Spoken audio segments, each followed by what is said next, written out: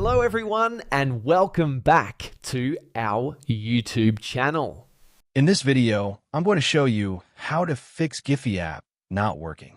First, we'll start with something very simple yet powerful. So over the time, apps store temporary files to load faster, but sometimes those files get corrupted and the app starts acting weird.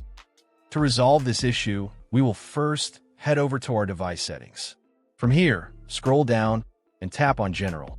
Once you're in the General Settings tab, look for iPhone Storage option and tap on it. Over here, you can either search for the app or you can scroll down and look for it. Then tap on the app. On the next screen, you need to tap on the Offload app option.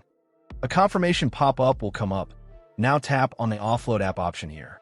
It'll take a bit for processing, and then a reinstall button will show up.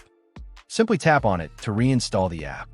This should resolve the issue, but if it doesn't, then you need to check if the app is running an older version.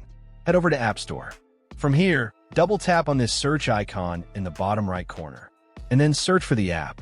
Once the app comes up in the search result, and if you see this update button right next to the app, simply tap on it to make sure you're running the latest version of the app.